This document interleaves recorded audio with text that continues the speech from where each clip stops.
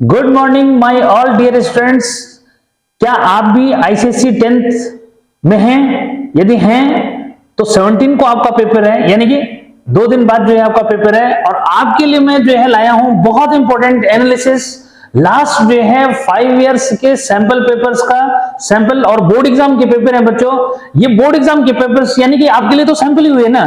Last year के जो ये बोर्ड एग्जाम के पेपर्स हैं ये मैं आपको जो है सॉल्व करूंगा। देखो ये फिजिक्स के जो हैं, ये आपके इसी तरह से मैथमेटिक्स के जो हैं, इसी तरह से हमारे पास केमिस्ट्री के हैं। और इवन कि अभी 2022 का बच्चों ये जो 23 का मेरे पास 23 वाला पेपर भी आ चुका है मैथ्स का। ठीक है, तो इससे आपको थोड़ा सा बिलीव बन जाएगा कि हाँ लास्ट ईयर के पेपर्स सर के पास अवेलेबल हैं। बच्चों अब हम जो है ये डिस्कस करेंगे कि फिजिक्स में जो है अब तो नया पैटर्न आ चुका है कि आपको फर्स्ट 15 क्वेश्चन 1 मार्क्स के मल्टीपल चॉइस क्वेश्चन जो है मिल रहे हैं और बाकी के क्वेश्चन का पैटर्न आपको सेम वैसे ही है जैसे लास्ट ईयर में रहता था। तो बच्चों अब यहाँ पे जो है हम फिजिक्स का पहला पेपर, पहले मैं जो है 2020 का जो है पेपर ले रहा हूं यहाँ पे, और उसको हम सॉल्व करेंगे, देखेंगे कि आपको जो है उसका प्लस पॉइंट क्या मिल रहा है। बच्चों उसमें ये होगा कि जब हम एनालिसिस करेंगे क्वेश्चन का आंसर भी दूंगा मैं, साथ में जो है उससे रिलेटेड हो सकता है कि कुछ ऐसे फॉर्मूले आपको मिल जाए या कुछ ऐसी ट्रिक मिल जाए कि उसके बेस पे आप और क्वेश्चन भी अपने आप सॉल्व कर सकते हैं। ठीक है, तो इसलिए मेरे साथ बने रहो और मैं आपको जो है सॉल्व करा रहा हूं 2020 में जो पेपर आया था उसको। ठीक है, और उसका फर्स्ट जो है बच्चों फर्स्ट 40 क्वेश्चंस। कैसे फर्स्ट 40 मतलब यानी कि एक वहां पे जो है 2 मार्क्स का एक क्वेश्चन होता था तो उसके 2 पार्ट है। यहां पे क्लियर करो, जैसे फर्स्ट क्वेश्चन है, फर्स्ट क्वेश्चन का ए पार्ट, और ए पार्ट की देखो ए पार्ट जो है 2 मार्क्स का है। कितने मार्क्स का है? 2 मार्क्स का है। तो बच्चों एक पार्ट उसका 1 मार्क्स का है, दूसरा पार्ट उसका 1 मार्क्स का है, तो यानी दोनों मिला के 2 मार्क्स के हो गए। इस तरह से यहाँ पे उसने 5 क्वेश्चन पूछ रखे हैं, तो 5 क्वेश्चन के अंदर 5 2 10 यानी कि 10 क्वेश्चन है 1 मार्क्स के।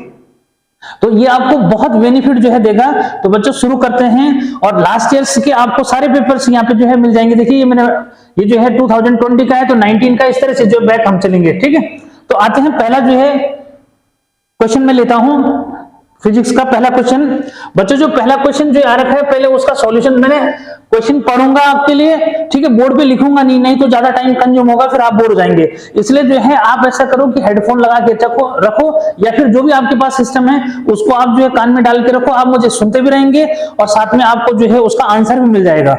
यानी कि आप जो है के लिए बहुत प्रिपरेशन का बहुत अच्छा तरीका जो है कि आपको क्वेश्चन भी मिल रहा है और आंसर भी आपको ओरली वैसे मिल रहा है। तो बच्चों बने रहो मेरे साथ और कंटिन्यूअस इसको सुनो कि क्या क्वेश्चन जो है आ रखे हैं, और 1 मार्क्स के क्वेश्चन भी तैयार हो जाएंगे। ठीक है, तो अभी मैं जो है फर्स्ट 40 क्वेश्चन आपके लिए जो दे रहा हूं। क्या है क्वेश्चन? पहला क्वेश्चन है डिफाइन मोमेंट ऑफ फोर्स। पहला question define moment of force. अब मोमेंट ऑफ फोर्स क्या डेफिनेशन लिखोगे कि turning effect of force acting on a body about axis of rotation is called moment of force।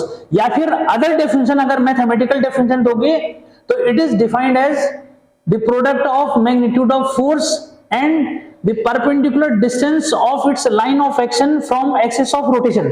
पहले question का answer दोबारा नहीं repeat करूंगा बच्चों। सेकंड जो है क्वेश्चन उसने पूछ रखा है आपको कि right the relationship between SI and CGS unit of moment of force.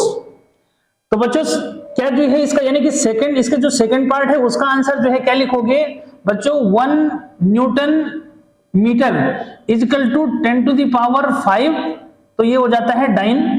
ठीक है, और 10 टू द पावर 2 ये हो जाता है सेंटीमीटर। तो ओवरऑल जो है बच्चों 10 टू द पावर 7 और इसको लिख दोगे डाइन सेंटीमीटर। क्लियर? तो ये जो सेकंड क्वेश्चन का आंसर जो है आपको मिल गया। उसके बाद आते हैं बच्चों थर्ड क्वेश्चन पे। थर्ड क्वेश्चन है define kilowatt hour, how is it related two joule. तो पहले इसका पहले पार्ट का आंसर यानी कि इसका जो है बी, ये समझो ये ए था, ए के जो है 2 पार्ट हमारे पास हो गए बच्चों। बी है, बी का फर्स्ट पार्ट का आंसर मैं आपको दे रहा हूं। क्वेश्चन है डिफाइन किलोवाट आवर। तो क्लियर कर दो कि energy consume by an electric appliance of 1 kilowatt in 1 our is called kilowatt hour. एक बार फिर से रिपीट अगर कर दूं, वैसे तो मैंने क्लियर कर दिया, फिर भी बच्चों क्या कि energy consume by an electric appliance of 1 kilowatt in 1 our is called kilowatt hour. Final. बच्चों अब इसका जो है सेकंड पार्ट का आंसर जो है क्या, सेकंड पार्ट जो है का आंसर जो है क्या है, तो सेकंड पार्ट में बोल रहा है how is it related two joule, तो किलो वाट आवर का जूल के साथ क्या रिलेशन होता है। तो बच्चों यहां पे क्लियर करो कि 1 kilowatt hour is equal to आपका होता है 3.6 इंटू 10⁻6 जूल हो जाता है।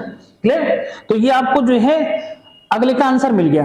अब आते हैं बच्चों कि जो इसका सी है, सी का जो है हमारा फर्स्ट पार्ट क्या है, देखो उसने आपको पूछ रखा है a satellite revolve around the planet in a circular orbit, what is the work done.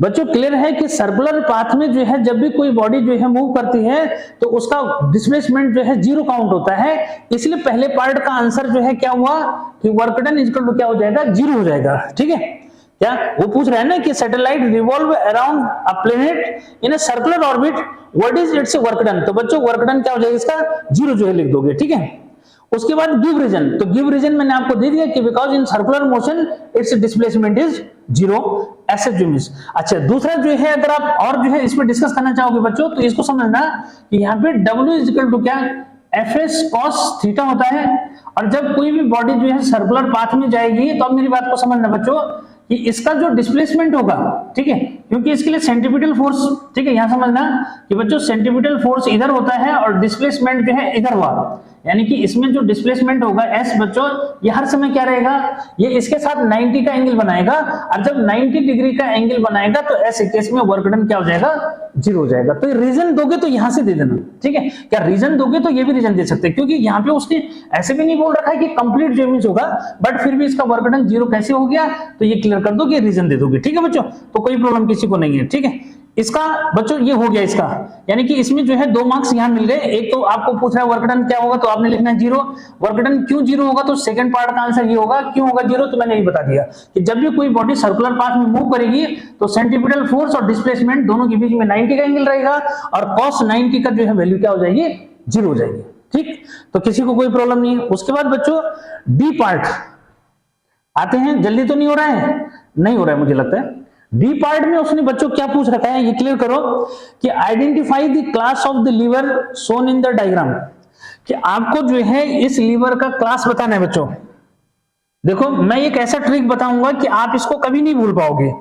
ठीक है, कौन सी ट्रिक है एक बार जरा उसको क्लियर कर दो कि बच्चों यहाँ पे इस तरह से ये जो है इसका क्लास पूछ रहा है कि कौन से क्लास का लीवर है। ध्यान दो, हाँ मैं एक जो है ऐसा जो है ट्रिक बताऊंगा कि आपको कोई भी लीवर जो है देगा ना आइडेंटिफाई करने के लिए, आप उसको कभी भी गलत नहीं बताओगे। ठीक है, तो बच्चों देखो इसका पहला पार्ट यानी पहले पार्ट का कौन से क्लास का लीवर है, तो एक ट्रिक मैं दे रहा हूं, देखो हाँ ध्यान दो बच्चों, इसको ऐसे याद रखना, फ्ले। सर ये फ्ले क्या है? ठीक है, तो देखो फ्ले जो है कहां रोल करेगा। देखो बच्चों जो फर्स्ट क्लास का लीवर होता है उसका फलक्रम हमेशा कहां रहता है, मिड में रहता है। ठीक है, यानी कि फर्स्ट क्लास का जो फलक्रम रहता है वो मिड में रहता है, सेकंड क्लास का जो लोड होता है वो मिड में रहता है, सेकंड क्लास का जो है लोड कहां रहता है, मिड में रहता है, और थर्ड क्लास का जो एफर्ट होता है बच्चों, ठीक है, वो मिड में रहता है। इसको जो है क्लियर करना है। ठीक है, फर्स्ट क्लास का जो है फलक्रम मिड में रहता है। ठीक है, क्या भाई जो फर्स्ट क्लास का लीवर है उसका फलक्रम कहां रहता है, मिड में रहता है। ठीक है, सेकंड क्लास का जो लोड होता है बच्चों ये भी मिड में रहता है, और जो थर्ड क्लास का जो है क्या एफर्ट होता है ये मिड में रहता है। तो अब बताओ ये कौन से जो है क्लास का लीवर हुआ, तो बच्चों अपने आप हो गया कि ये जो है थर्ड क्लास का लीवर हो गया। कौन से क्लास का लीवर हो गया भाई, थर्ड क्लास का जो है लीवर हो गया। क्लियर है, तो किसी को कोई प्रॉब्लम नहीं, इससे आइडेंटिफाई कर लोगे कि आप जो है किसी भी जो है लीवर को कैसे जो है क्या करोगे, आइडेंटिफाई करोगे। तो याद रखना कि जो फर्स्ट क्लास का लीवर है उसका फलक्रम मिड में होता है, जो सेकंड क्लास का लीवर होता है बच्चों उसका जो लोड है वो मिड में होता है। ठीक है, जो थर्ड क्लास का, अच्छा अगर मैं इसको इधर लिख देता ना तो शायद जो है जल्दी पकड़ लेते, क्या पता। ठीक है बच्चों, फर्स्ट क्लास का जो लीवर है उसका फलक्रम कहां होता है, मिड में होता है, जो सेकंड क्लास का जो है लीवर होता है, ठीक है, उसका जो है लोड कहां होता है, मिड में होता है। ठीक है, अब ये चीज थोड़ा सा ऐसे क्लियर कर दो तो ज्यादा अच्छा है। ठीक है, अब देखो इफेक्टिव वे में जो हो जाएगा ये। ठीक है, जल्दी नहीं होना चाहिए, आराम से जो है समझो ये। ठीक है, तो बच्चों जो आपका जो है थर्ड क्लास का लीवर है उसका एफर्ट कहां होता है, मिड में होता है। तो कुल मिलाकर के इसका देखो ये इसका जो है फलक्रम है, ये इसका एफर्ट है, और ये मिड में क्या है, एफर्ट है। तो एफर्ट है तो भाई थर्ड क्लास का लीवर जो है आपका ये वाला थर्ड क्लास का लीवर हो गया। ठीक है बच्चों, अब इसका जो है सेकंड क्वेश्चन क्या बोल रहे हो। ठीक है, सेकंड क्वेश्चन पूछ रहा है बच्चों कि how is it possible to increase MA means mechanical advantage of the above lever without increasing its length.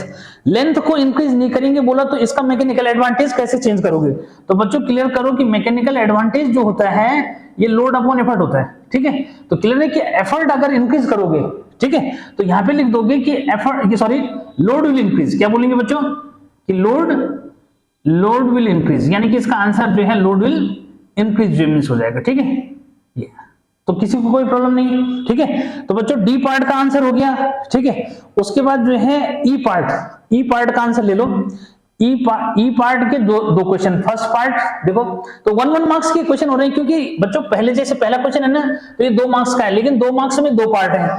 ऐसे जो है सेकंड क्वेश्चन है तो इसके जो है 2 मार्क्स है तो 2 पार्ट है, इसके भी जो है 2 पार्ट हो गए, इसके आपके जो है 2 पार्ट हो गए, ठीक है। और इसके पहला पार्ट क्या है देखो, यानी कि पहले क्वेश्चन के ABCD पार्ट दे रखे हैं, ये क्वेश्चन नंबर 1 का सॉल्यूशन है, समझो क्वेश्चन नंबर 1 का सॉल्यूशन है बच्चों, ठीक है। और पेपर में बता रहा हूं आपको ये 2000 जो है क्या 20 का जो है फिजिक्स का पेपर है, ठीक है।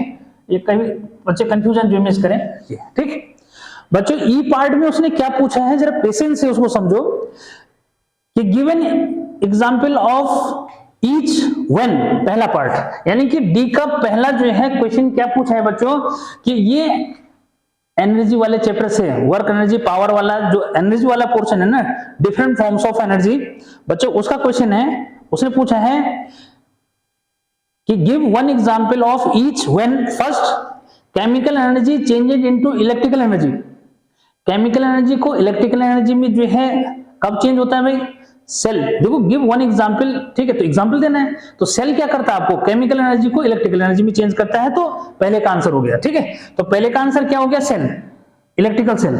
उसके बाद बच्चों सेकंड जो है इसने क्या पूछा है कि electrical energy changes into sound energy. क्या इलेक्ट्रिकल एनर्जी जो है क्या करता है? साउंड एनर्जी में चेंज करता है। तो क्या है भाई? लाउड स्पीकर जो दे दो। अरे ठीक है, लाउड स्पीकर हो गया जो क्या करता है? इलेक्ट्रिकल एनर्जी को साउंड एनर्जी में जो चेंज करता है, ठीक है। बेल का एग्जांपल दे सकते हैं, बेल भी क्या करता है?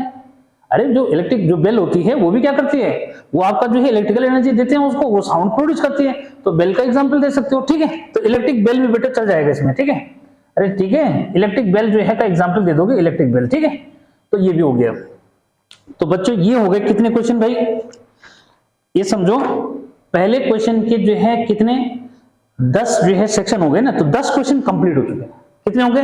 10 क्वेश्चन। सोचो 1 मार्क्स के आपको 10 क्वेश्चन जो है मैं दे चुका हूं, जो ये बोर्ड पेपर में जो है पूछे हैं, ठीक है। इससे बढ़िया और क्या चाहिए? साथ में एनालिसिस भी हो रहा है, और यहाँ पे मैंने एक बहुत बढ़िया एग्जांपल आपको दिया कि कभी नहीं भूल पाओगे इसको कि कौन सी क्लास का लीवर है सर, कैसे पता लगेगा, ठीक है। तो कैसे पता लगेगा इसको जो है क्लियर कर देना, ठीक। तो ये पोर्शन जो है आपका हो गया। अब जो है नेक्स्ट जो है क्वेश्चन आते हैं, ठीक है। नेक्स्ट क्वेश्चन आते हैं बच्चों, क्वेश्चन नंबर जो है 2। देखो तो जिन क्वेश्चन के आंसर मुझे लगते हैं कि आपको बोर्ड पे लिखने चाहिए बच्चों, उन क्वेश्चन के आंसर मैं बोर्ड पे दे रहा हूं, और मुझे उम्मीद है कि जो है हेडफोन लगा करके जल्दी से मुझे सुनोगे तो डेफिनेटली जो है उसका आंसर आपको मिल जाएगा, ठीक है। अब आते हैं बच्चों इसका जो है इस ईयर का सेकंड क्वेश्चन, ठीक है। तो क्वेश्चन नंबर जो है 2 का बच्चों ए, ठीक है। क्या क्वेश्चन नंबर 2 का ए पार्ट, और ए पार्ट में जो है क्या क्वेश्चन पूछा है? देखो बहुत बढ़िया क्वेश्चन पूछा है, और आपकी बुक में जो है यही क्वेश्चन आपको जो है आपकी बुक में मिल जाएगा। उसमें 2 मैन का केस जो है दे रखा है, ठीक है। क्या 2 मैन का केस दे रखा है? वो मैंने जो है अगर देखोगे कि मेरे वीडियो लेक्चर जो है उसमें मैंने जो है वीडियो लेक्चर बना रखा है, उस पर क्वेश्चन है ये वर्क एनर्जी पावर का, ठीक है। तो उसने यहाँ पे क्या पूछा है, मतलब सेम क्वेश्चन नहीं दिया उसने, जैसे बुक में है सेम क्वेश्चन नहीं दिया, उसने क्वेश्चन अपना बना दिया। क्या बनाया बच्चों? देखो, a crane A lifts a heavy load in 5 second. एक क्रेन जो है क्या कर रही है? 5 सेकंड में लोड को उठा रही है। whereas the another crane B does the same work in 2 seconds। यानी कि क्रेन ए जो है 5 सेकंड में किसी लोड को उठा रही है, ठीक है, और क्रेन बी बच्चों 2 सेकंड में उसी वर्क को कर रही है, यानी उतना ही लोड उठा रही है, ठीक। Compare the power of the crane A and B, दोनों की पावर को कंपेयर करना है, क्लियर। तो बच्चों सिंपल सा जो इमेज है, ठीक है, देखो PA is equal to W upon T1, PB is equal to W upon, क्योंकि वर्क दोनों सेम कर रहे हैं, टाइम दोनों अलग अलग कंज्यूम कर रहे हैं, ठीक है। तो बच्चों यहाँ पे जो है डिवाइड कर दोगे, so P A upon P W equal to क्या हो जाएगा, तो यहाँ पे sorry P A upon P B equal to कौन कहाँ जाएगा, जब इसको डिवाइड करोगे तो डब्ल्यू अपॉन टी वन, बच्चों इसको जो है डब्ल्यू अपॉन टी टू, तो T2 ऊपर चला जाएगा, T1 नीचे, तो अब जो है इस टाइम जो है डिवाइड कर दो, तो बच्चों क्रेन जो है जो B है वो 2 सेकंड ले रही है, तो 2 और क्रेन जो है A जो है वो 5 सेकंड ले रही है, ठीक है। तो क्या रेशियो बना भाई बच्चों, ये बन गया PA ratio PB is equal to T2:5, clear. और अगर वर्क डन का रेशियो, उसमें वर्क डन का रेशियो भी पूछ रखा है, बुक में चेक कर लेना क्वेश्चन, ठीक है। उसमें जो है आप पुरानी बुक अगर होगी सेलेना की, तो उसमें जो है मेरे ख्याल से सेकंड क्वेश्चन जो मिस है, सेकंड या थर्ड नंबर का क्वेश्चन है बच्चों, उस देख भी सकते हो, ठीक है। ये तो ये जो है आपका क्लियर हो गया। इसमें पावर को कंपेयर करना था, किसको करना था, पावर को। अगर ये बोलता कि वर्क को कंपेयर करो, तो बच्चों वर्क का जो रेशियो होगा 1:1 रहेगा, क्योंकि सेम वर्क कर रहे हैं लेकिन टाइम अलग अलग ले रहे हैं, इसलिए दोनों की पावर जो है अलग अलग हो गई, ठीक। उसके बाद आते हैं इसका बी पार्ट, ठीक है। तो बी पार्ट का आंसर क्या है बच्चों, क्या है question, A ray of light falling normally on a rectangular glass slab. Draw a ray diagram showing the path of the ray till it emerges out of the slab. ठीक है बच्चों, तो आपने जो है जो रिफ्रैक्शन का फिनोमिना है ना बच्चा, उसका जो है ये डायग्राम बनाना है। देखो ये वाला डायग्राम बनाओगे, ये ठीक, ये जो है ग्लास स्लैब होगी, ठीक है। बढ़िया स्मार्ट सा जो बनाना, हाँ ठीक है, बढ़िया वाला बनाना बच्चों। ये जो है बच्चों, यहाँ पे जो है मैं ये नॉर्मल जो है रेड कलर की लाइट ये मार्कर से मैंने ड्रॉ कर दिया। वो पूछ रहा है कि जब जो है लाइट से कैसे इंसिडेंट हो रही, नॉर्मल, ये आपका रेड कलर से मैंने जो ड्रॉ किया नॉर्मल है, आपने इसी के ऊपर बच्चों लाइट रे ऐसे ड्रॉ कर देनी है इस तरह से। कब तक करते रहना है, जब तक ये बाहर होगी। तो याद रखना बच्चों, जब नॉर्मल इंसिडेंट होती है ना, तो ये स्ट्रेट पास हो जाती है, इसमें कोई वेरिएशन नहीं आता, ठीक है। क्लियर करो, वो सामने डायग्राम बना दिया, ठीक है, तो कोई प्रॉब्लम नहीं है। तो बहुत अच्छा जो है क्वेश्चन बच्चों ये पूछ रहा है, ठीक है। ये हो गया बच्चों, ठीक है। तो 2 मार्क्स में यार क्या डायग्राम पूछा है उसने, क्या पूछा है, कुछ भी नहीं पूछा है, बस ये पूछ रहा है नॉर्मल इंसिडेंट हो रही है, यानी नॉर्मल के अलोंग इंसिडेंट हो रही है, ग्लास स्लैब पर ये डायग्राम बनाना है, ठीक। तो किसी को कोई प्रॉब्लम नहीं होनी चाहिए बच्चों, ठीक है। अगर ये ऐसा पूछता तो उस केस में आपने ये जवाब ये जो है होना था, देखो क्योंकि उसने ऐसे पूछा ही नहीं आपको, तो इस तरह से जो इमेज नहीं, तो ये ऐसे बाहर होना था इसने, ठीक है। अगर ये क्या पूछता, केवल इसका डायग्राम बनाने के लिए बोलता, तो ऐसा इस तरह से करना था, ठीक है। लेकिन ये वाला आपने ये वाला जो है पूछा है, तो ये ड्रॉ करना है, ठीक है। तो ये वाला फिलहाल नहीं, आंसर तुम्हारा ये है, ठीक बच्चों। अब जो है आते हैं इसका सी पार्ट, ठीक है। सी पार्ट का क्या है, ठीक है, देखो, complete the path of the monochromatic light ray AB incident on the surface PQ of equilateral triangle prism PQR till it emerge out of the prism due to reflection of light, ठीक है। बच्चों देखो यहाँ पे उसने क्या पूछ रखा है, आपको डायग्राम दे रखा है उसने, बहुत बढ़िया जो क्वेश्चन है, ठीक है। और इसका कॉन्सेप्ट जो है क्लियर करना बच्चों, कि उसने दे रखा है कि भाई क्या आपके पास क्या है, ये डायग्राम दे रखा है, साथ में डायग्राम भी दे रखा है। तो बच्चों ये है P Q और R, ठीक है, ये आपके पास हो गया। उसने यहाँ पे जो है इस तरह से लाइट रे दिखाई बच्चों, ये डॉटेड उसने नॉर्मल दिखा रखा है, क्या दिखा रखा है, डॉटेड नॉर्मल हो गया, ये लाइट रे हो गई बच्चों, ये हो गया, ये जो है आपका बी पॉइंट हो गया। अब आपको क्या पूछ रहे हैं बच्चों, बहुत इंपॉर्टेंट कॉन्सेप्ट है, यहां पे आपको क्या पता होना चाहिए कि angle of incidence must be greater than critical angle, then TIR will takes place, ठीक है। क्या कि TIR कब होता है, कि जब जो है आपका इंसिडेंट एंगल क्रिटिकल एंगल से ग्रेटर होता है। तो ग्लास के लिए क्रिटिकल एंगल कितना होता है भाई, ग्लास के लिए क्रिटिकल एंगल बच्चों 42 जो है मीन्स होता है, ठीक है। अब यहां हम चेक करेंगे कि हमारा एंगल ऑफ इंसिडेंस 42 है, 42 से बड़ा है या 42 से छोटा है, ठीक है। तो बच्चों देखो ये इक्विलैटरल ट्रायंगल उसने हमें बोल रखा है कि ये क्या है, इक्विलैटरल ट्रायंगल है, तो बच्चों ये 60 हो जाएगा, ये भी आपका 60 हो जाएगा भाई, ये भी क्या हो जाएगा 60 हो जाएगा, ठीक। अब जरा यहां ध्यान दो कि बच्चों ये इस तरह से जो है क्या होगा, अंदर जाएगा, ठीक है। तो डिवाइड होगा, ये तो क्लियर है सबको, डिवाइड होगा बच्चों, तो यहाँ पे इंसिडेंट हुआ। अब यहाँ पे हमने बताना है कि क्या कि TIR इसमें होगा या नहीं होगा, ये जो है बच्चों इसके लिए मैंने क्या कर दिया, यहाँ पे नॉर्मल ड्रॉ कर दिया, ठीक है। क्या कर दिया भाई, नॉर्मल ड्रॉ कर दिया, ठीक है। अब समझो जरा यहाँ पे कि बच्चों पहले हमारे को ये पता होना चाहिए कि यहाँ पे ये एंगल कितना हुआ, कहाँ पे, इस चीज को क्लियर करना बच्चों कि यहाँ पे ये एंगल जो है 60 हो जाएगा, क्योंकि इक्विलैटरल ट्रायंगल है, ये 60 है तो ये भी 60 हो जाएगा, ठीक है। और ये जो ये वाला एंगल है बच्चों, ये वाला जो है 90 है, तो भाई ये जो एंगल ऑफ इंसिडेंस है यहाँ पे 30 डिग्री हो गया, क्या एंगल ऑफ इंसिडेंस जो है यहाँ पे 30 डिग्री हो गया। 30 डिग्री हो गया मतलब क्या हुआ कि angle of incidence less than critical angle, तो इसका मीनिंग TIR नहीं होगा और ये लाइट रे जो है बाहर निकल जाएगी। समझ गए बात को? तो ये बहुत बढ़िया जो है बात, यहाँ पे कॉन्सेप्ट को समझना है, ये ड्रॉ करना है। ठीक, तो याद रखना बच्चों कि यहाँ पे एंगल ऑफ इंसिडेंस कितना हुआ, यहाँ पे जो एंगल ऑफ इंसिडेंस है अंदर ये 30 डिग्री का निकला। ठीक है, कैसे निकला वो मैंने बता दिया कि यहाँ ये वाला एंगल जो है ऊपर वाला ये 60 होगा, ये भी 60 हो गया, और ये मैंने नॉर्मल जो ड्रॉ कर रखा है ये आपका 90 का हो गया, तो बच्चों ये वाला एंगल 30 हो जाएगा, और 30 हो गया तो ऐसे में ये क्रिटिकल एंगल से छोटा है तो TIR नहीं होगा।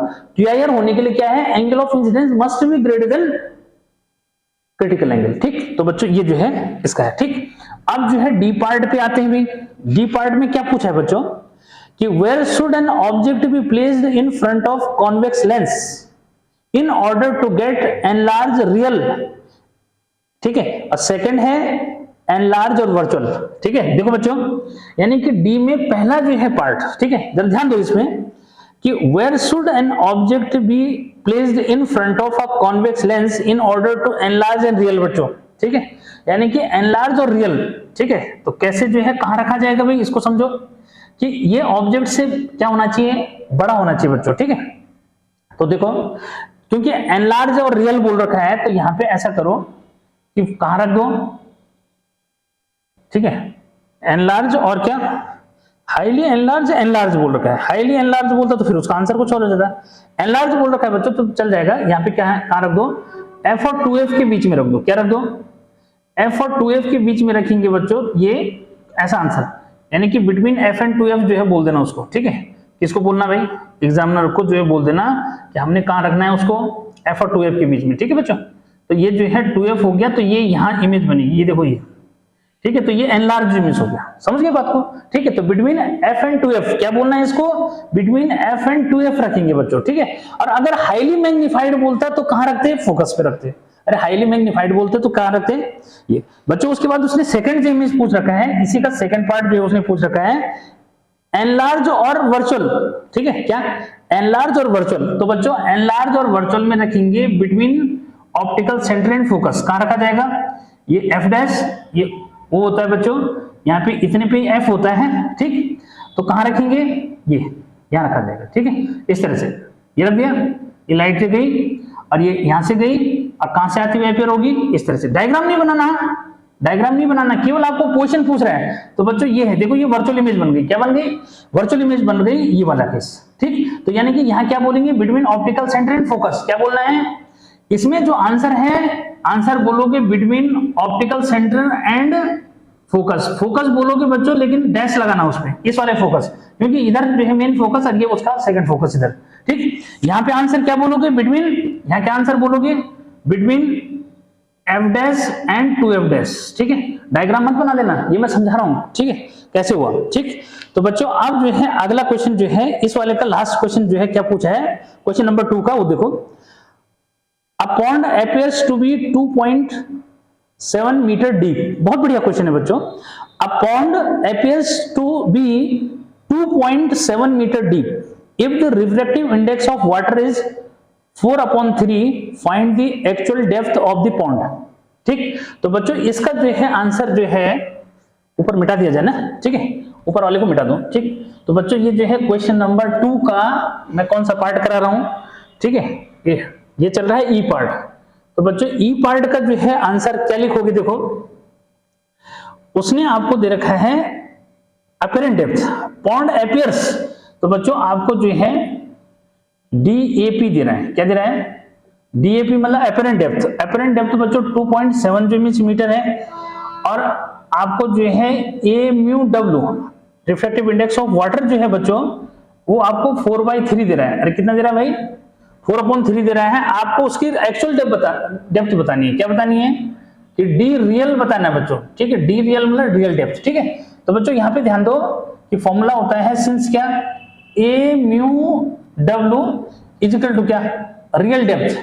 तो बच्चों D real upon D apparent होता है। क्या होता है, D real upon D apparent. Therefore रख दो भाई वैल्यू, तो बच्चों ये 4/3 हो जाएगा डी रियल आपको निकालना है। अरे डी रियल आपको रियल डेप्थ निकालनी है और अपरेंट बच्चों 2.7 दे रखी है, तो यहां से जो है क्या हो गया कि D real is equal to क्या 4 इंटू 2.7/3। काटने के लिए भी बहुत बढ़िया दे दिया उसने। तो बच्चों यहां से 3 से इसको काटोगे तो 0. क्या हुआ 9, 3 9 से कितना हो जाएगा 27 और 9 4 जा कितना हुआ 36, तो 3.6 मीटर। रियल डेप्थ क्या है उसकी, रियल डेप्थ है 3.6 मीटर। ठीक है, तो देखो उम्मीद है मुझे कि ये जो है बहुत बढ़िया न्यूमेरिकल एकदम बढ़िया जो है। ठीक है, तो हर एक बच्चे के लिए जो है बहुत पॉजिटिव हो गया। ठीक है बच्चों, अब अगला जो है थर्ड क्वेश्चन लेता हूं मैं। ठीक है,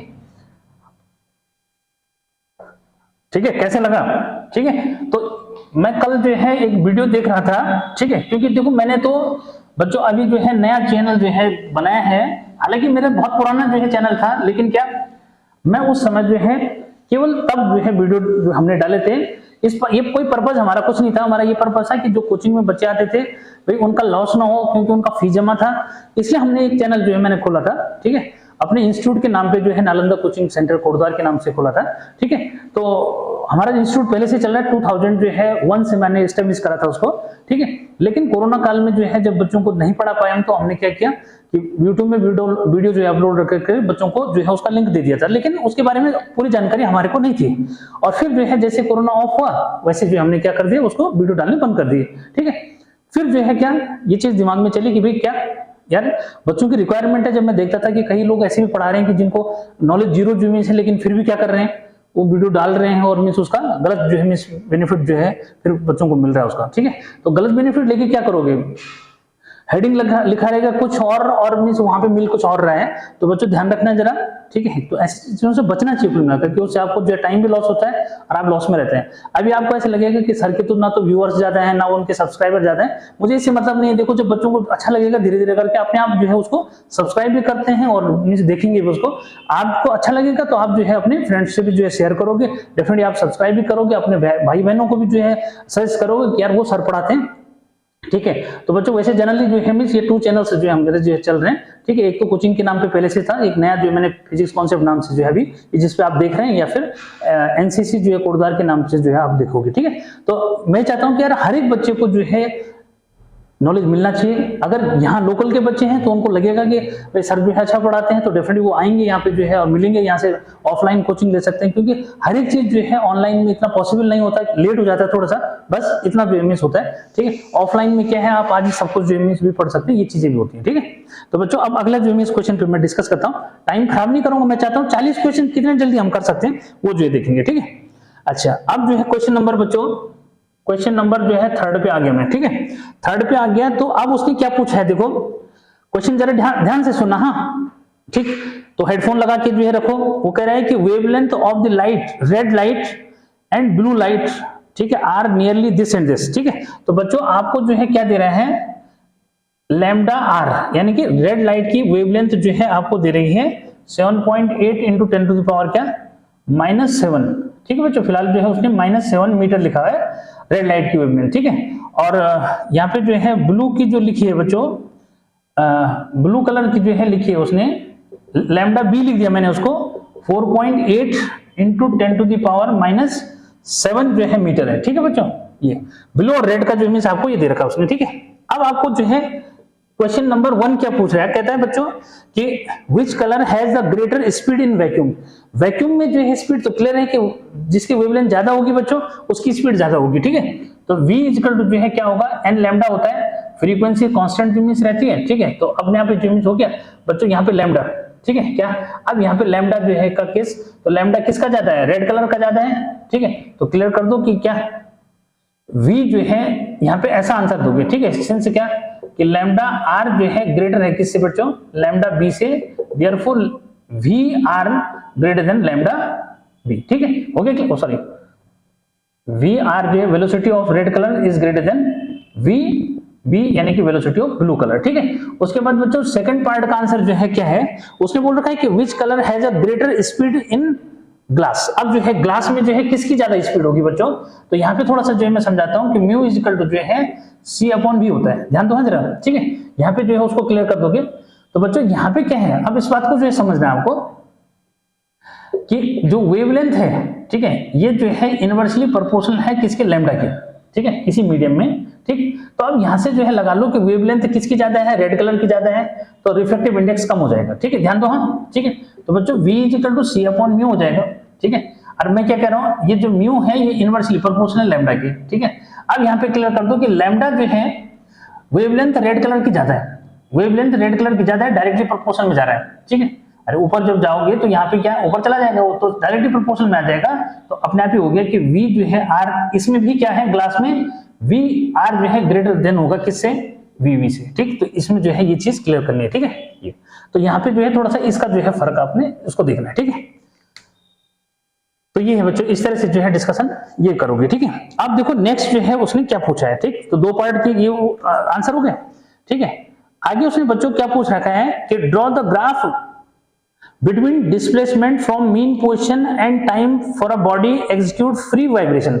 बच्चों जब फ्री वाइब्रेशन की बात करेगा, यानी कि बी पार्ट, ये तो ए पार्ट का आंसर है, बी पार्ट का देखो कि फ्री वाइब्रेशन के लिए ग्राफ। ठीक है, फ्री वाइब्रेशन। ठीक है, फ्री वाइब्रेशन के लिए आपको क्या करना है, फ्री वाइब्रेशन के लिए बच्चों आपको जो है एग्जीक्यूट फ्री वाइब्रेशन, तो उसके लिए आपको जो है क्या, draw the graph between displacement from mean position to.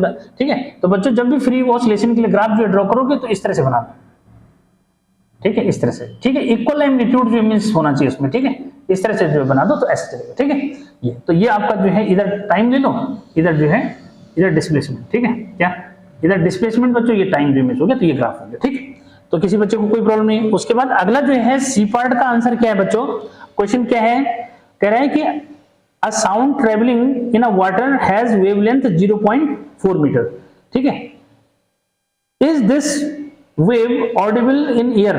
ठीक है, क्या जो है ये वेव जो है ऑडिबल है किसमें, ईयर में। उसने दे रखा है कि भाई क्या, तो उसका फ्रीक्वेंसी निकालेंगे। क्या निकालेंगे बच्चों, फ्रीक्वेंसी निकालेंगे। उसने लिखा है कि साउंड का जो है क्या, sound travelling in water has a wavelength this. ठीक है, देखो बच्चों कि वेवलेंथ जो है दे रखी है लैम्डा किसमें 0.4, यानी कि लैम्डा डब्ल्यू।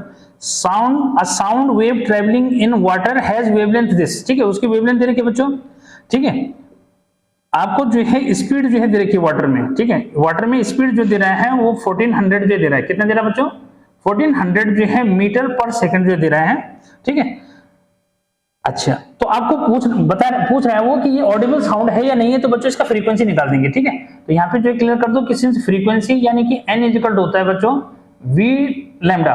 ठीक है, क्या इधर से जो है सॉरी, यहाँ पे जो है इसको जब डिस्कस करोगे तो v यहाँ से क्लियर करो कि v इक्वल टू बच्चों होता है n लैम्डा। अरे v इक्वल टू क्या होता है, n लैम्डा। ठीक है, तो यहाँ से हम फ्रीक्वेंसी निकाल देंगे, यानी कि n इक्वल टू यानी कि फ्रीक्वेंसी इक्वल टू बच्चों v अपॉन लैम्डा हो गया। v कितना है भाई, v आपका 1400 है, 1400 है, वेवलेंथ है 0.4। ठीक है, तो बच्चों इसको जो है क्या करेंगे, 1400 एक जीरो और बढ़ा दो, 4 कर दो, 4 से इसको डिवाइड करेंगे तो 4 3 जा 12, फिर जो 2 20, 4 5 जा। ठीक है, तो बच्चों कितना हुआ, ये जो है 3400 हर्ट, 3500 जो मिस हो रहा है, तो 3500 जो मिस किसमें 20 से ग्रेटर देन है। ठीक है बच्चों, क्या since this one is greater than 20 hertz से ग्रेटर है, that's why it is Audible. ठीक है बच्चों, तो क्या होगा, ये ऑडिबल है। ठीक, तो क्या लिखोगे, सिंस क्या कि 3500। ठीक है, हाँ 3500। ठीक है बच्चों, हर्ट्ज जो है वो क्या है, हर्ट्ज ये ग्रेटर देन है क्या, ये ऐसे बोलो कि ग्रेटर देन 20 हर्ट्ज। ठीक है, देयरफॉर इट इज ऑडिबल। ठीक है, क्या है ये ऑडिबल है बच्चों। ठीक है, तो क्लियर कर देना कि ऑडिबल जो मींस है क्यों है वो मैंने बता दिया। ठीक है बच्चों, उसके बाद जो है अगला पार्ट जो है इसका पूछ रहा है कि why does the stone lying in the sun gets heated as much more than the water lying in the same duration of the time. तो बच्चों सिंपल सा जो है हीट कैपेसिटी, क्या कि जो स्टोन होता है उसका हीट कैपेसिटी जो है ज्यादा होता है। ठीक है, बस ये जो है आंसर उसका दे देंगे। ठीक है, क्या यानी कि डी पार्ट का आंसर मैंने क्या कहा, वो कह रहे हैं कि भाई क्या सन यानी कि धूप में जो है क्या रखा है, स्टोन भी रखा है और वाटर भी रखा है। ठीक है, तो ऐसे में जो है वाटर जो है क्या, वाटर जो है लेट में गर्म होता है, वो जल्दी हो जाता है। तो उधर से बोलना उसको कि वाटर की कैपेसिटी यानी कि वाटर जो है क्या धीरे धीरे के उसको गेन करता है, तो वाटर की जो हीट कैपेसिटी है बच्चों वो जो है ज्यादा होती है किसके रिस्पेक्ट में, स्टोन के रिस्पेक्ट में। मैंने उल्टा बोला था पहले वाले केस में, इसको जरा थोड़ा सा क्लियर कर देना। क्या कहा मैंने कि वाटर की जो हीट कैपेसिटी है ना बच्चों, हीट को गेन करने की जो कैपेसिटी है वो ज्यादा जो मिस होती है, बस ये आंसर जो मिस हो जाएगा, ठीक है, because heat capacity of water is greater than stone, ठीक, तो इस तरह से जो समझना, ठीक है, उल्टा मत जो मिस होना चाहिए, ठीक है, कि मतलब स्टोन जल्दी गर्म हो जाता है ना, तो स्टोन जल्दी गर्म होता है तो उसका हीट कैपेसिटी कम है इसलिए जल्दी जो गर्म होता है, वाटर की हीट कैपेसिटी जो है ज्यादा होती है इसलिए क्या है वो देर से जो है गर्म होता है, ठीक, तो क्लियर करना है कि हीट कैपेसिटी ऑफ, अगर उधर से बोलेंगे तो water is greater than stone, इधर से बोलोगे तो heat capacity of stone is lesser than water, ठीक है बच्चों, तो इतना जो है क्लियर करना। अच्छा, उसके बाद जो है नेक्स्ट में जो है आ जाते हैं हम कि बच्चों ई पार्ट का जो है उसने क्या पूछ रखा है, ठीक है, ई पार्ट में उसने क्या पूछ रखा है उसको क्लियर करो कि why is not advisable to use a piece of copper wire as a fuse wire in the electric circuit. बच्चों बहुत इंपॉर्टेंट क्वेश्चन है, क्या कि why is it not advisable to use a piece of copper wire as a fuse wire in the electric circuit. बच्चों final कर दो कि it has high melting point and high conductivity, इसको जो है क्लियर करना, ठीक है, क्या तो फ्यूज इसलिए नहीं बनाते कि उसकी जो है मेल्टिंग पॉइंट भी हाई होता है और कंडक्टिविटी भी हाई होती है, क्लियर है, जबकि फ्यूज होने के लिए क्या रिक्वायर्ड कंडीशन है, इट हैज क्या, it has high resistivity and low melting point, क्या होना चाहिए, high resistivity and low melting point जो होना चाहिए, ठीक है, किसका बनाते हैं, टिन और टिन का एलॉय जो मिक्स लेते हैं ना, ठीक है, टिन और किसका, लेड का जो मिक्स एलॉय रहता है, ध्यान रखना इसको, ठीक है, तो क्वेश्चन क्या पूछ रखा था कि कॉपर वायर का यूज जो है as a fuse electric circuit में क्यों नहीं करते, तो because it has high melting point and high conductivity, good conductor होता है ना इलेक्ट्रिसिटी का, ठीक है, तो इसलिए उसका यूज नहीं करते। हमें फ्यूज के लिए कौन सा वायर यूज करना चाहिए, लो मेल्टिंग पॉइंट, जैसे जो है क्या होगा एक्सेस अमाउंट ऑफ करंट जाएगी बच्चों वैसे वो मेल्ट हो जाना चाहिए, गल जाना चाहिए वो, ठीक, ये जैसे वो मेल्ट हो जाएगा तो क्या होगा उससे हमारे जो हैवी अप्लायंसेस है वो डैमेज होने से बच जाएंगे। तो यानी कि दो क्वेश्चन जो है का आंसर आपको यहाँ पे मैंने दे दिया, ठीक, तो बच्चों ये भी जो है क्लियर हो गया, ठीक। अब जो है फोर्थ जो है क्वेश्चन पे डिस्कस करते हैं बच्चों कि फोर्थ क्वेश्चन का जो है यानी कि कितने क्वेश्चन हो चुके हैं, अब लगा लो कि हर किसी में जो है लगभग 2 क्वेश्चन जो है बच्चों, ठीक है, 3 क्वेश्चंस जो है कंप्लीट हो चुके हैं, तो यानी कि कितने 10 जो है मीन थे एक में, तो 30 क्वेश्चन लगभग जो है आपके हो चुके हैं बच्चों। अब जो है लास्ट जो है क्वेश्चन इस पे मैं चल रहा हूं क्वेश्चन, यानी कि पहला सेक्शन कंप्लीट जो है होने को है, ठीक है, उसमें जो है ए और ए का बच्चों यहाँ पे एक ही जो है क्वेश्चन ए में पूछ रखा है, उसने क्या पूछा है बच्चों कि calculate the total resistance of across A B, sorry across A B, ठीक है, देखो ये इस तरह से, यहां पे इस तरह से, ऐसा यहां पे इस तरह से, ठीक है बच्चों, ये है 5 ओम, ठीक है, और यहाँ पे ये बी हो गया। अच्छा थोड़ा सा ध्यान देना कि जो बच्चे जो है भाई टॉप करना चाहते हैं तो बच्चों उनके लिए ये बहुत बढ़िया जो है मींस लेक्चर है, और कुछ का थोड़ा सा प्रॉब्लम ऐसा रहता है कि उनको जब तक लिखा ना मिले तब तक वो जो है उसको यानी कि बिना रटे उसको नहीं करें, तो थोड़ा सा रटने वाले बच्चों को पेशेंस रखना पड़ेगा, हेडफोन को थोड़ा सा स्लो स्लो जो है चलाना पड़ेगा, तब जाके जो समझ में आएगा। लेकिन जिनको फास्ट चलना है कि सर ये भी चाहिए वो भी चाहिए वो भी चाहिए तो और टॉप बनना है, तो उनके लिए बहुत बढ़िया जो है वीडियो लेक्चर होने वाला है। अगर आपको जो है क्या ये समझो कि 80 से 80 मार्क्स जो मींस लाना है तो आपके लिए ये सबसे बढ़िया जो मींस लेक्चर है। और जिनको पास होना है तो थोड़ा सा यार प्रॉब्लम तो करेगा, ठीक है, लेकिन सुनोगे तो बहुत बढ़िया जो मींस रहेगा, उनके लिए भी बहुत अच्छा है, क्यों सिलेक्टेड क्वेश्चन मिल रहे हैं उनको, ठीक। तो बच्चों ये पूछ रहे हैं कि भाई क्या ए और बी के अक्रॉस आपने क्या करना है, टोटल रेजिस्टेंस जो है निकालना है। तो बच्चों बहुत इजी है कि सिंस क्या लिखोगे, सिंस 3, यहां से चलो चाहे यहां से चलो बच्चों, अपने घर से अपनी तरफ से R1 लिख देना, इसको R2 लिख देना, इसको R3 लिख देना, ठीक है। क्या लिखोगे कि since R1 and R2 are in parallel, ठीक है बच्चों। तो R ये R1 यानी 3 और 6 ये दोनों किस में है, ये बच्चों पैरेलल में है, therefore 1/r dash is equal to 1/r1 plus 1/r2, ये लगा दो तो 1/3 प्लस 1 कितना 6, एलसीएम हो गया बच्चों 6 और 3 2 जा तो ये 2 हो गया, ये 1 हो गया, तो बच्चों 3/6 हो गया। यहां से क्लियर करो 1/2 हो जाएगा 1/r डैश, तो r डैश जो है कितना 2 ओम हो गया, और r डैश 2 ओम हो गया तो ये सर्किट चेंज हो जाएगा, देखो इस तरह से चेंज हो जाएगा, ठीक है। अभी ऐसे बन जाएगा, तो ये आपका आया r डैश और ये है आपका r3, और r3 हमारे पास 5 है, ठीक है, और r2 हमारा कितना आया, ये हमारा 2 ओम ज्यूमिस आ गया, ठीक है। तो ये ए है बच्चों, ये बी है। अब इन दोनों में जो है क्या हुआ, यानी कि नेट जो है लगा दोगे तो यहाँ पे आर जो है इजिकल टू बच्चों आर डैश प्लस R3 हो जाएगा, और ये हो जाएगा 2 + 5, तो बच्चों ये हो जाएगा 7 ओम, ठीक है। तो इस तरह से जो है आपका यानी कि 2 मार्क्स जो है मिल गए, ठीक। बच्चों अब अगला जो है उसने क्वेश्चन जो पूछ रखा है वो क्या पूछ रखा है, जरा उसको समझो, ठीक है। तो इसको इरेज कर दिया जाए, क्लिक करो जल्दी से, ठीक। तो बच्चों ये जो है क्योंकि स्पेस चाहिए ना बोर्ड पे, ठीक। ये आपका फोर्थ का जो है ए पार्ट हो गया बच्चों। अब फोर्थ के जो है बी पार्ट पे जो हम चलते हैं, क्या बोल रहे हैं वो, ठीक है, कि 2 metallic blocks P and Q have the masses, ठीक है, इन द रेशियो। बच्चों देखो 2 मेटेलिक ब्लॉक हैं, इनका मास का रेशियो M1 रेशियो M2, ये जो है 2:1 दे रहा है, ठीक है। आगे are supplied with the same amount of heat, दोनों ब्लॉक को मेटेलिक ब्लॉक को P और Q जो है दोनों का जो है हमारे को मास का रेशियो दे रखा है, दोनों को same amount of heat supply with the same amount of heat, दोनों को same amount of heat supply हो रही है बच्चों। Their temperature rises by the same degree, और दोनों में जो है टेम्परेचर भी सेम जो है क्या हो रहा है, रेज कर रहा है, ठीक है।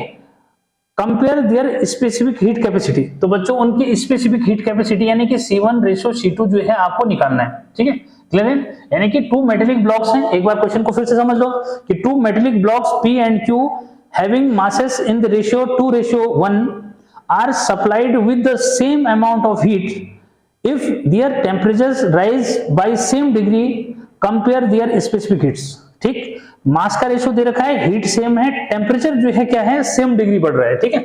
तो बच्चों एक बार मैं फॉर्मूला बता दूं आपको कि since Q is equal to होता है बच्चों mc डेल्टा टी, यहाँ पे जो है C स्पेसिफिक हीट हो जाता है, ठीक है। तो अब यहां से जो है समझाओ कि C इज इक्वल टू जो है Q अपॉन क्या हुआ m डेल्टा टी, ठीक है। तो बच्चों Q भी सेम है और डेल्टा टी भी सेम है, तो ये हो जाएगा C1, ठीक है। तो यानी कि मास का जो है इनवर्सली प्रोपोर्शनल है क्योंकि हीट भी सेम है और इंक्रीज इन टेम्परेचर बच्चों ये भी सेम है, तो यानी कि C जो है इनवर्सली प्रोपोर्शनल हो गया बच्चों किसके, मास के, ठीक। समझ में आया, क्योंकि क्या सेम है, सिंस क्या, यहां ब्रैकेट में लिख दो, सिंस क्या Q एंड डेल्टा टी, ठीक है, आर सेम, ठीक है बच्चों। दोनों में जो है Q भी दोनों को सेम मिल रहा है, हीट भी सेम मिल, टेम्परेचर भी सेम रेज हो रहा है, तो यानी कि C इनवर्सली प्रोपोर्शनल हो गया किसके, मास के। तो बच्चों सो क्या C1/C2, तो बच्चों उल्टा हो जाएगा, ये M2 अपॉन क्या हो जाएगा, M1 हो जाएगा। तो जो रेशियो दे रखा है उसको उल्टा कर दो, ठीक है। तो उल्टा कर देंगे तो 1 क्या हो जाएगा 2, तो भाई ये C1:C2 क्या हुआ भाई 1:2 हो जाएगा, ठीक। तो इस तरह से जो है आपने इसको क्लियर करना है, ठीक। बच्चों अगला जो है क्वेश्चन क्या पूछ रखा है उसको क्लियर करो। अगला उसने जो है बोल रखा है, ये भी अच्छा क्वेश्चन है, सी, ठीक है, ये बी है। अब जो है सी इसको मिटा दिया जाए, ठीक है, क्योंकि इसमें थोड़ा सा सॉल्यूशन आपको देने पड़ेंगे, ठीक है, क्या जब इसमें सॉल्यूशन देने पड़ेंगे। तो बच्चों अब जो है सी पार्ट का आंसर देखो क्या है, ठीक है। When a current carrying conductor is placed in the magnetic field, ध्यान दो बच्चों, बहुत अच्छा क्वेश्चन है, बहुत बढ़िया एकदम, ठीक है, और बहुत हेल्पफुल है। मैं क्या समझा रहा हूं इसके बारे में उसको समझना। When a current carrying conductor is placed in magnetic field, it experience a mechanical force, what should be the angle between the magnetic field and the length of the conductor so that it experience the force is 0 और maximum, ठीक है बच्चों। यहाँ पे जो है मैं एक डायग्राम के थ्रू जल्दी से आपको बताता हूँ, वैसे डायग्राम बनाने की जरूरत नहीं है, सीधे जो है फॉर्मूला यूज करोगे तो F इज इक्वल टू क्या IBL sin थीटा होता है बच्चों, क्या होता है IBL sin थीटा होता है, ठीक। यहाँ पे अब क्लियर करो कि बच्चों इस तरह से जो है आपका ये सपोज ये मैग्नेटिक फील्ड है, ठीक है, ये क्या है, ये मैग्नेटिक फील्ड है, ठीक, ये इसमें एक कंडक्टर है, ठीक है, ये क्या है, यहाँ कनेक्ट कर दो, पॉजिटिव नेगेटिव इस तरह से, ठीक है, ये ठीक है बच्चों। तो ए भी जो है आपके पास एक कंडक्टर है, इसमें करंट फ्लो हो रही है, क्या इसमें नीचे डाउनवर्ड करंट फ्लो हो रही है, मैग्नेटिक फील्ड उधर की तरफ है, ठीक है, अरे करंट किधर हो रही है डाउनवर्ड, ठीक है। तो इसमें जो है क्या यूज करते हैं, अब उसको क्लियर करो, फ्लेमिंग्स लेफ्ट हैंड रूल से इसको निकाल दोगे, ठीक है। लेकिन बच्चों यहाँ पे इतना नहीं जाना, सीधा सा है कि भाई जो फोर्स है वो किस पे डिपेंड कर रहा है, थीटा पे। तो यहाँ पे जो है पहला क्लियर कर दो बच्चों कि इफ जो है theta is equal to 0 degree, ठीक है, अगर थीटा जो है वो पूछ रहा है ना कि फोर्स कब 0 है, ठीक है, अगर थीटा 0 रखोगे तो देन क्या, देन साइन जो है क्या, साइन 0 डिग्री बच्चों ये 0 हो जाता है, तो फोर्स क्या हो जाएगा 0 हो जाएगा। सेकंड केस में जो है आप ऐसे दे दोगे कि भाई इफ क्या थीटा इज इक्वल टू बच्चों 90 डिग्री मैक्सिमम, साइन 90 मैक्सिमम होता है, तो ऐसे केस में जो एफ मैक्स होगा बच्चों ये जो है क्या हो जाएगा आई बी और क्या एल हो जाएगा यहाँ पे, क्योंकि साइन जो है 90 डिग्री की वैल्यू क्या होती है 1 होती है, ठीक है।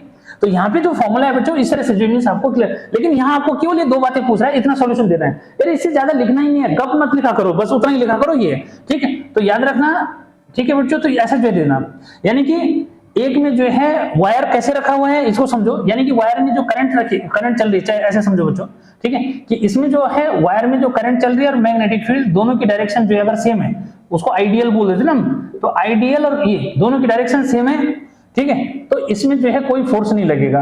और अगर जो है वायर ऐसे रखा है यानी कि करंट इधर चल रही है, समझो आइडियल जो है किधर है, आइडियल जो है परपेंडिकुलर है और मैग्नेटिक फील्ड जो है इधर है बच्चों, तो दोनों में ऐसे में इस पे जो है मैक्सिमम फोर्स लगेगा, ठीक है। तो इस वाले में फोर्स क्या लगेगा मैक्सिमम, और इस वाले में क्या लगेगा बच्चों मिनिमम फोर्स लगेगा, क्लियर। तो इस तरह से जो है इसको समझना। उसके बाद बच्चों डी पार्ट का आंसर जो है क्या है, डी में आपको क्या पूछ रहा है, देखो न्यूक्लियस, बच्चों एक न्यूक्लियस जो है दे रखा उसने, एक्स जो है यहां लिख रहा है वो 84, ठीक है, और इसमें लिख रहा है वो 202, क्या लिख रहा है ये। अच्छा यहां पे क्या कह रहा है देखो, a nucleus 84x202 of an element emits an alpha particle followed by beta particle, पहले उससे अल्फा निकलता है फिर उससे बीटा निकलता है, ठीक। Find the nucleus is Y A B A and B. बच्चों अब यहां से जो है क्लियर करो कि एक न्यूक्लियस दे रखा है, पहले इससे अल्फा निकला, ठीक है, तो जब अल्फा निकला तो थोड़ी देर के लिए क्या कर लो, इसको चाहो तो x1 ले लेना, ठीक है। बच्चों जब अल्फा निकलता है तो मास नंबर 2 कम हो जाता है, मास नंबर कितना कम होता है 2 डिक्रीज कर जाता है, तो 2 डिक्रीज करेगा तो क्या हुआ, अब इसको समझना, यहाँ पे -2 अल्फा निकलने से -2 यहाँ -4, ठीक है, तो ये क्लियर कर लेना। तो बच्चों जो नया बना यानी x जो बना, x1 ले लिया मैंने थोड़ी देर के लिए, x1 जो बना बच्चों, ठीक है, वो क्या है, इसमें 2 कम कर दो तो भाई 82 हो जाएगा, ठीक है, इसमें जो है 4 कम कर दो तो भाई ये 198 हो जाएगा, क्या हो जाएगा 198 हो गया, ठीक है। बच्चों अब यहां से जो है जैसे क्या निकलेगा बीटा निकलेगा, तो मास नंबर सेम रहता है, उसने बोल रखा है कि ये y बन गया, क्या बन गया भाई y बन गया, और y में उसने बच्चों यहाँ a लिखा है और यहाँ लिखो चाहे यहाँ लिखो, बात एक ही है, यहाँ b लिखा है, ठीक है। तो याद रखो बच्चों कि अब जो है b की वैल्यू, तो b की वैल्यू तो 198 ही रहेगी, क्या रहेगी b की वैल्यू, क्योंकि बीटा निकलने से मास नंबर में कोई चेंज नहीं आता, लेकिन एटॉमिक नंबर जो है इंक्रीज बाय 1, तो बच्चों मास नंबर इंक्रीज बाय 1, तो इसका मीनिंग हुआ 82 + 1, तो कितना हो जाएगा भाई 83 जो इंक्रीज हो जाएगा, तो a की वैल्यू 83 हो गई और b की वैल्यू 198 जो हो गई, ठीक है। तो इस तरह से जो है आपका अब जो है बच्चों ई पार्ट में बहुत अच्छा क्वेश्चन जो है उसने पूछा है, मिटा दिया जाए इसको, ठीक है, मिटा दिया जाए, तो बढ़िया क्वेश्चन हो गए। याद रखना अल्फा पार्टिकल जब निकलेगा तो मास नंबर में 4 जो है डिक्रीज हो जाता है और अल्फा और जो एटॉमिक नंबर है उसमें 2 डिक्रीज हो जाता है, ठीक है, और बीटा निकलने से जो है मास नंबर सेम रहता है और एटॉमिक नंबर जो है 1 इंक्रीज कर जाता है, ठीक। तो बच्चों कोई प्रॉब्लम वाली बात नहीं रह जाती। अब इसका जो है लास्ट जो है क्वेश्चन बच्चों ये समझो क्या है, ठीक है। लास्ट क्वेश्चन बच्चों उसने यानी कि इसी का 4th का जो है उसने ई पार्ट में क्या पूछा है कि बच्चों एक जो है डायग्राम दे रखा है, ठीक है, ये इस तरह से बहुत बढ़िया जो है क्वेश्चन उसने लिया ये, ठीक है, देखो क्या है। तो उम्मीद है कि ये समझ में आ रहा होगा, अगर कहीं कुछ है तो बताओ कि सर यहाँ पे ये प्रॉब्लम है।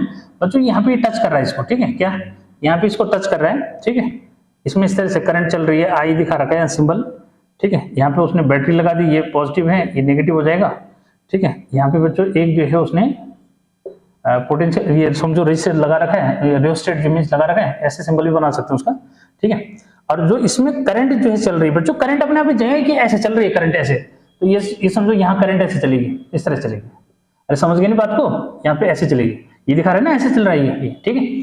तो बच्चों अब वो क्या पूछ रहा है, ठीक है, पहला पार्ट जो है what is the magnetic polarity of the loop that faces us, यानी कि जो हमारे सामने जो मींस है ये कौन सा जो है पोल बना रहा है, ठीक है। तो बच्चों क्लियर जो मींस है कि ये जो पोल बना रहा है वो कौन सा पोल बना रहा है, सामने वाला एस वाला, यानी जब क्लॉकवाइज जो है करंट फ्लो होती है तो वो सामने वाला पोल एस हो जाता है और जो बैक वाला है वो नॉर्थ जो मींस हो जाता है, ठीक। तो क्लियर है, कोई प्रॉब्लम नहीं। उसके बाद बच्चों इसका सेकंड पार्ट यानी कि ये क्या बनाएगा, एस जो मींस बनाएगा, ठीक, क्लियर है? डायग्राम दे रखा है, डायग्राम में पूछ रखा है उसने कि what is the magnetic polarity of the loop that faces us, यानी कि जिसको हम फेस कर रहे हैं, हमारे सामने वाला जो है, इस लूप का सामने वाला फेस कौन सा जो है पोलैरिटी शो कर रहा है, तो बच्चों एस जो है करता है और बैक वाला जो है एन जो यूज करता है। ठीक है, अब लास्ट जो है क्वेश्चन है बच्चों इसका कि with respect to the diagram how can we increase the strength and magnetic field produced by this loop. बच्चों मैग्नेटिक फील्ड स्ट्रेंथ कैसे जो है इंक्रीज करेंगे, वैसे तो आपके पास फॉर्मूले नहीं है, लेकिन मैं जो है बता रहा हूं कि इसको याद रखना कि बी बच्चों ये किस पे डिपेंड करता है, बी जो है आई अपॉन आर इस पे डिपेंड करता है। और अगर ये लूप कैसा होता है, नंबर ऑफ टर्न्स वाला होता तो बच्चों फिर उसके केस में जो है 3 पॉइंट पे डिपेंड करता। ठीक है, क्या बी जो है एन पे डिपेंड करता, आई पे डिपेंड करता और आर पे, लेकिन फिलहाल उसने यहाँ पूछ रखा है, तो यहाँ पूछ रखा है तो बच्चों increasing current in the loop, पहला कि करंट इंक्रीज करोगे, सेकंड जो है on increasing radius of this circular loop, sorry on decreasing the radius of circular loop. ठीक है, तो यानी कि करंट को तो क्या करोगे, इंक्रीज करेंगे। ठीक है, करंट क्या करोगे, इंक्रीज करोगे, और आर को क्या करोगे, आर डिक्रीज करेंगे, तभी तो मैग्नेटिक फील्ड इंक्रीज करेगा।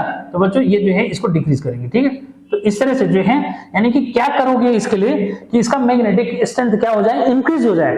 तो इंक्रीज कब होगा, जब करंट इसमें इंक्रीज करोगे। ठीक है, अगर 1 एम्पियर है 2 एम्पियर जो है डाल दोगे। ठीक है, 2 एम्पियर करंट फ्लो करा दोगे तो ऐसा हो जाएगा। ठीक है, तो बच्चों ये तो थे आपके पास कि 40 क्वेश्चन जो है एक फास्ट रिवीजन और लास्ट ईयर पेपर का ये सीरीज में कंटिन्यूस जो है रखूंगा। अभी इवनिंग में भी जो है आपके लिए वीडियो लेक्चर तैयार होगा। ठीक है, फिर देखते हैं कि आप लोगों को ये जो है वीडियो लेक्चर कैसे जो है लगता है। उम्मीद है बच्चों कि आपको ये बहुत अच्छा जो है लगेगा। अगर आपको अच्छा लगता है तो अपने फ्रेंड से, और यानी कि पूरा यार क्या कर दो, अपने फ्रेंड सर्कल में सबको जो इमेज भेज दो, इसका लिंक सबको जो इमेज क्या है लिंक भेज दो, और इसका पेपर का फोटो आपको जो है मिल जाएगा उसी के अंदर। ठीक है, आप उसको उससे ले सकते हैं। ठीक है, और कंटिन्यूस जो है 17 तक मॉर्निंग तक आपको जो है सारे पेपर्स के रिवीजन एनालिसिस में करा दूंगा। तो देखो आपको कैसे लग रहा है बच्चों, फिर मिलते हैं, टिल देन बाय बाय।